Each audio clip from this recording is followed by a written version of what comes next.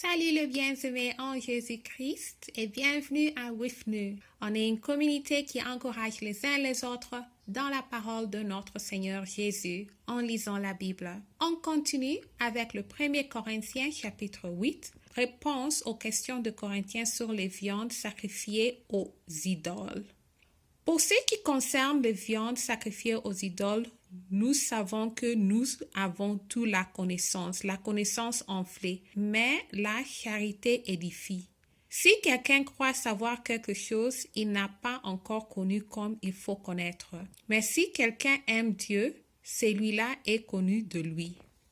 Pour ce qui est donc de manger des viandes sacrifiées aux idoles, nous savons qu'il n'y a point d'idole dans le monde et qu'il n'y a qu'un seul Dieu.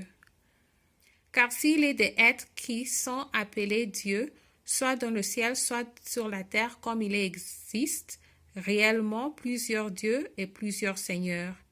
Néanmoins, pour nous, il n'y a qu'un seul Dieu, le Père, de qui viennent toutes choses et pour qui nous sommes, et un seul Seigneur Jésus-Christ, par qui sont toutes choses et par qui nous sommes.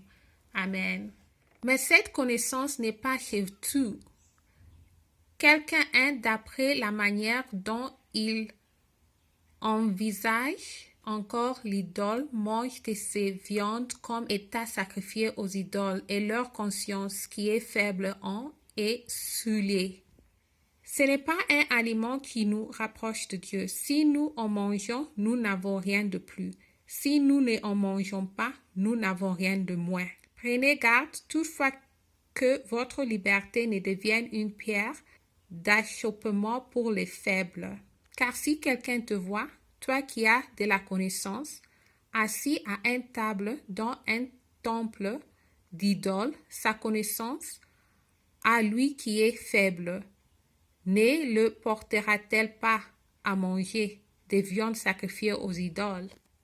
Et ainsi, le faible périra par ta connaissance, le frère pour lequel Christ est mort. En péchant de la sorte contre le frère et en blessant leur conscience faible, vous péchez contre Christ. C'est pourquoi si un aliment scandalise mon frère, je ne mangerai jamais de viande, afin de ne pas scandaliser mon frère.